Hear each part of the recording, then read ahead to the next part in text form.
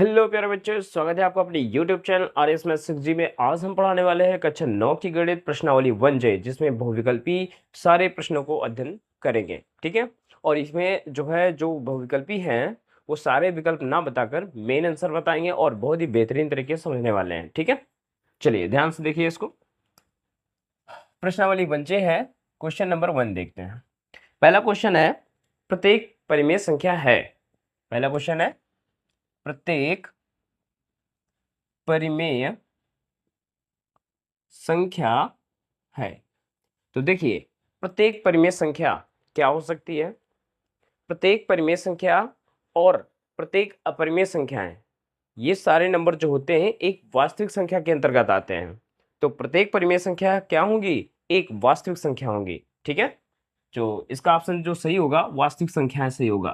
Question number 2 में है, दो परिमेय संख्याओं के बीच में, दो परिमेय संख्याओं के बीच में दो परिमेय संख्याओं के बीच में कितनी संख्याएं होती हैं और कौन सी होती हैं? तो देखिए, दो परिमेय संख्याओं के बीच में अपरिमित रूप से अनेक परिमेय संख्याएं होती हैं। ठीक है, दो संख्याओं के बीच में अपरिमित रूप से अनेक परिमेय संख्याएं होती हैं। ठीक है, तो यही ऑप्शन हमारा सही होगा। तो क्वेश्चन नंबर 3 है, एक परिमेय संख्या का दशमलव निरूपण नहीं हो सकता है। एक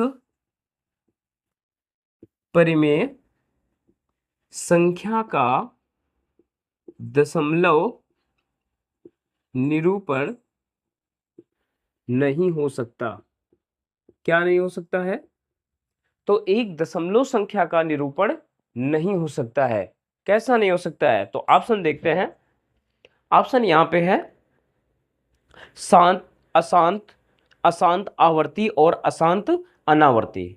तो एक परिमेय संख्या जो होगी उसका दशमलव प्रसार हमेशा आवर्ती होता है। ध्यान रखना, आवर्ती। आवर्ती का मतलब क्या होता है? वो संख्या कुछ देर तक भाग में जाएगी फिर रिपीट होने लगेगी।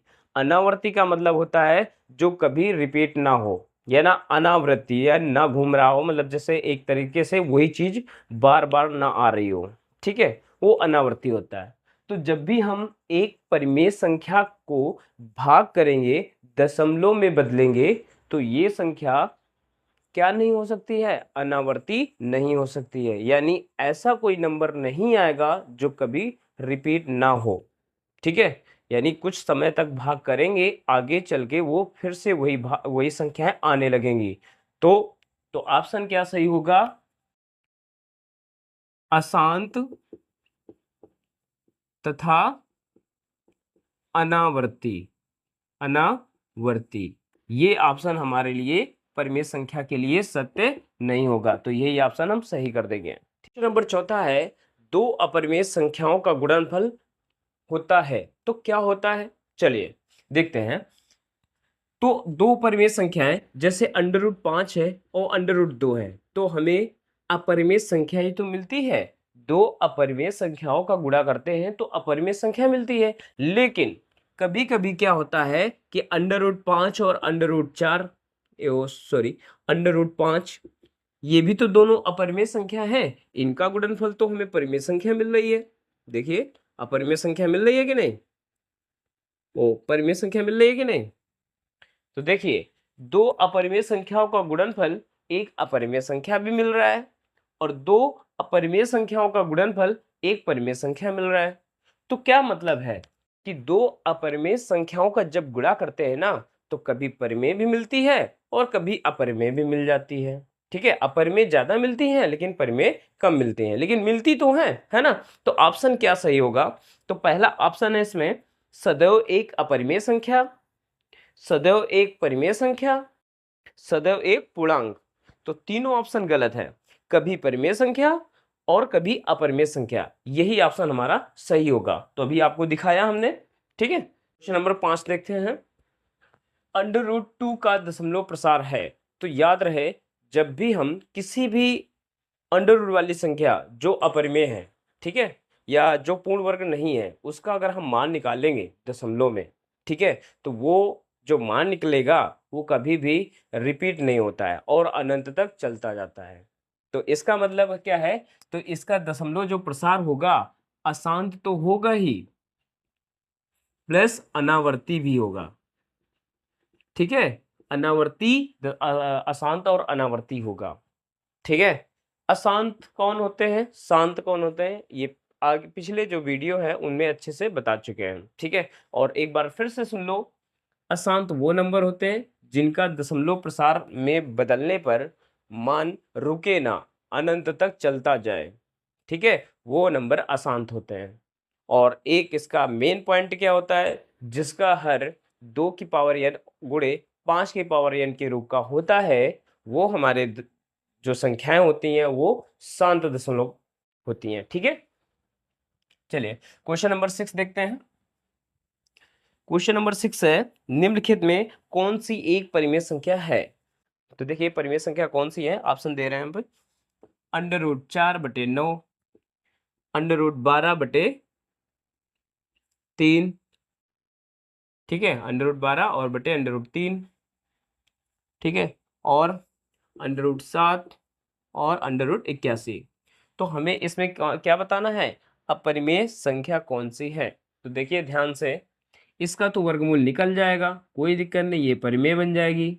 इसको देखते हैं, √3 है, √12 को √4 गुणे √3 बटे √3 लिख देंगे, ये से ये कैंसिल हो जाएगी, तो 4 2 का वर्ग होता है, तो ये भी हमारी परिमेय संख्या है। तो √7 यही एक पूर्ण वर्ग संख्या नहीं लिखी हुई है, इसी वजह से ये हमारी क्या है, अपरिमेय संख्या है, ठीक है। तो ऑप्शन जो सही होगा, कौन सा सही होगा क्वेश्चन, सी नंबर, √7। चलिए क्वेश्चन नंबर 7 देखते हैं। क्वेश्चन नंबर 7 क्या है, निम्न में से कौन सी एक अपरिमेय संख्या है। तो चारों हम नंबर लिखे दे रहे हैं, 0.14, इसके ऊपर बार लगा हुआ है, नहीं बार नहीं है, ऐसा ही है, ठीक है। सेकंड नंबर ऑप्शन है 0.1416, इस पे बार लगा हुआ है। और थर्ड नंबर है सी नंबर, इसमें क्या है 0.1416, पूरे में बार लगा हुआ है। और डी नंबर है 0.04014001400014 ... तो यहाँ पे कौन सा नंबर हमारा अपरिमेय संख्या है। तो ध्यान रहे, अपरिमेय संख्या वही नंबर है जो कभी रिपीट ना हो रही हो और अनंत तक जा रही हो, ठीक है। चलिए यहाँ पे ये तो खत्म ही हो गया है, यहीं तक दशमलव संख्या लिखी हुई है, इसमें से ये तो परिमेय परिमेय है, और जिसमें बार लगा होता है वो भी नंबर हमारे परिमेय होते हैं। तो जाहिर सी बात, ये नंबर अनंत तक जा रही है और रिपीट भी नहीं हो रही है। अब ये मत कह देना 4 यहाँ पे लिखा है, 14 यहाँ पे लिखा है, बार बार 14 14 आ तो रहा है, नहीं, ये भी तो देखो, ये 40 लिखा है, ये 1400 लिखा है, ये 14,000 लिखा हुआ है, फिर आगे 1,40,000 में आएगा, है ना, इस तरह से बढ़ता जा रहा है ना, रिपीट नहीं हो रहा है। तो हमारा कौन सी संख्या अपरिमेय होगी, ये अपरिमेय होगी। बात समझ में आ गई, ऑप्शन नंबर डी सही होगा फिर। चलिए क्वेश्चन नंबर 8 देखते हैं। 8 क्या है, 8 कह रहा है √2 तथा √3, ठीक है, √2 तथा √3 के बीच एक परिमेय संख्या है, के बीच एक परिमेय संख्या है। तो इसके बीच की परिमेय संख्या क्या होगी, ठीक है। तो जब भी हम किसी भी नंबर के बीच की परिमेय संख्या निकालते हैं तो क्या करते हैं, आइए देखते हैं, दोनों नंबरों को जोड़ के 2 का भाग कर देते हैं, वही तो हमारा बीच का नंबर होता है। देखिए बीच की परिमेय संख्या निकालनी है तो √2 प्लस √3 बटे 2, यही तो हमारी बीच की परिमेय संख्या होगी। किसी भी नंबर को ले लो, अगर हमें बीच की परिमेय संख्या निकालनी है तो दोनों को जोड़ के 2 का भाग कर दो, बस हो गया बीच की परिमेय संख्या। समझ में आ रहा। तो क्वेश्चन नंबर 8 खत्म। क्वेश्चन नंबर 9, क्वेश्चन नंबर 9 में क्या हो रहा है, देखिए जरा, लिखा है p/q के रूप में 1.9999 ... का मान जहां p तथा q पूर्णांक है और q is not equal to 0। तो देखिए 1.9999 ... इसका मान बताना है p/q के रूप में।